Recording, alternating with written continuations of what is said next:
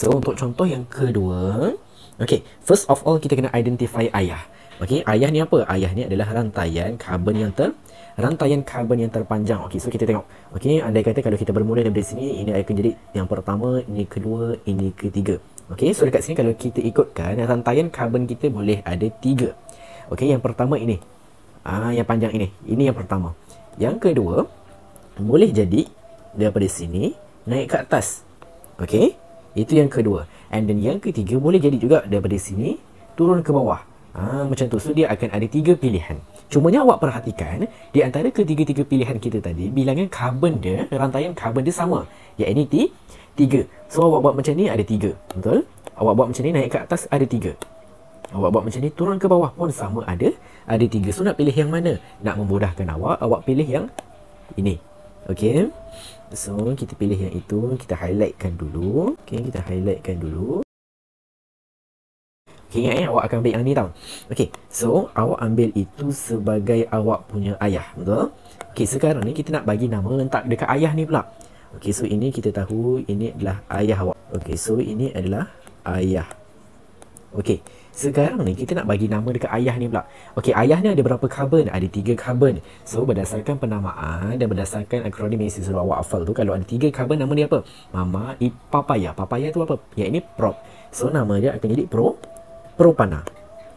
Okey, ini untuk ayah. Okey, selesai part yang itu. Yang seterusnya kita kena cari bilangan anak. Okey, bilangan anak kita berapa? Okey, so dekat sini saya nak awak perhatikan elok-elok. Bilangan anak, okey, kalau awak ikutkan kat sini, awak mesti akan kata ada 2, betul? Okey, sebab ini yang pertama, ini yang kedua. Awak akan kata macam itulah. Tapi dalam penamaan sistem IUPAC, perkara itu tak terjadi. Okey, apa yang dikatakan dengan satu anak, 2 anak ni berdasarkan rantaian karbon macam tu. Okey, kalau awak nampak kat sini, rantaian kat sini ada 1. Kat sini ada 1. Bermaksud ini 1 anak, yang ini pun 1 anak. Macam tu. Yang dikatakan kalau ada 2 anak, dia akan jadi rantaian dia macam ni. Okey, dia dah jadi panjang macam ni kan. And then disambung ke bawah sini C, disambung ke bawah ni C. Bila dia bersambung macam ni, barulah ini anak yang pertama, ini anak yang kedua. Okey. Tapi kalau perkara tersebut berada dalam keadaan yang macam ni, ini dikira 1 anak, ini dikira 1 anak. Okey, awak faham? So, yang seterusnya, kita bagi penamaan kepada anak ni pula. Penamaan bagi anaknya macam mana? Okey, samalah. Karbon ada 1. Okey, karbon ada 1. Bermaksud nama dia akan jadi met. Okey, nak bagi nama pada anak, kita tambah apa? Kita tambah IL. So, dia akan jadi metil. Okey, same goes dengan yang bawah ini. METIL. Kita letakkan nama dia met. Kita letakkan nama dia metil. Okey. Okay, so dekat sini anak ni ada 2, betul? Ini anak yang pertama, ini anak yang pertama. So yang kedua, anak yang pertama dan anak yang kedua ni kita akan letakkan nama depan ya. Kita akan letakkan nama depan dia sebagai D.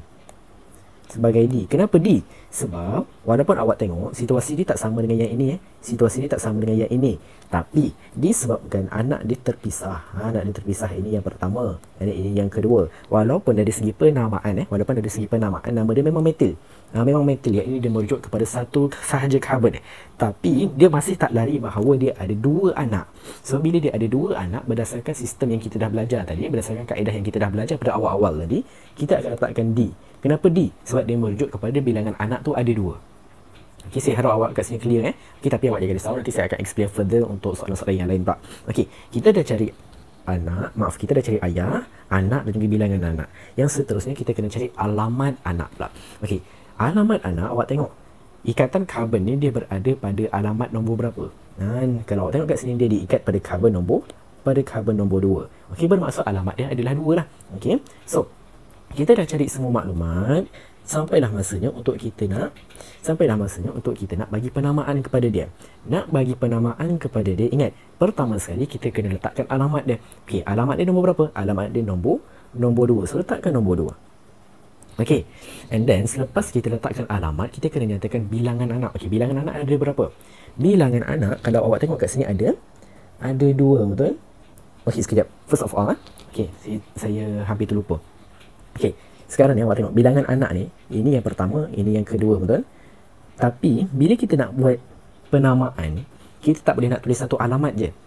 Kita tak boleh nak tulis 1 alamat je. Kita kena tulis 2 alamat. Kenapa? Sebab kalau contoh awak nak post barang, okey, contoh awak nak post barang tapi kepada 2 orang yang berbeza. So mestilah dengan 2 alamat yang berbeza, betul?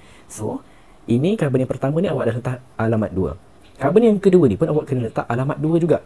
Walaupun dia sama, tapi alamat tu tetap kena repeat, tetap kena ulang.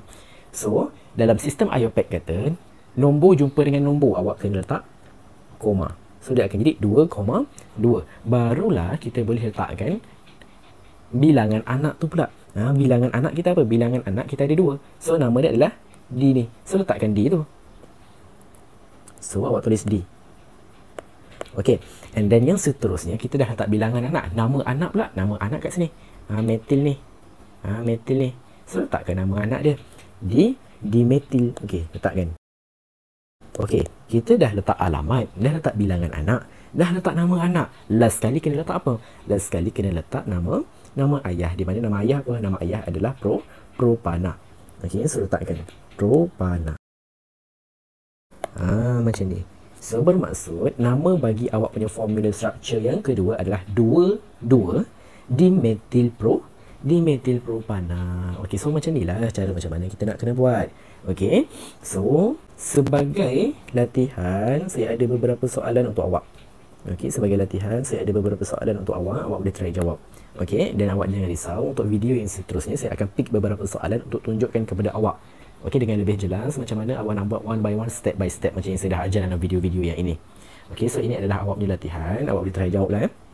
Ada 5 soalan kesemuanya, so awak boleh try jawab. Di mana ingat nyatakan nama bagi setiap formula structure di bawah. So awak boleh try lah. Okey, nombor 1, nombor 2, nombor 3, nombor 4 dan juga nombor 5.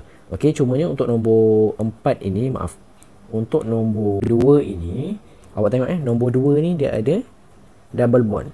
Bila double bond bermaksud nombor 2 ni awak punya formula ini dia akan jadi alkena. Okey. And then nombor 5 ni bila awak nampak kat sini dia ada OH. OH ni dia termasuk dalam kumpulan apa? Dia termasuk dalam kumpulan alkohol. Itu sedikit sebanyak idea dia lah yang saya boleh tolong kat situ. Okey, so awak try jawab dulu.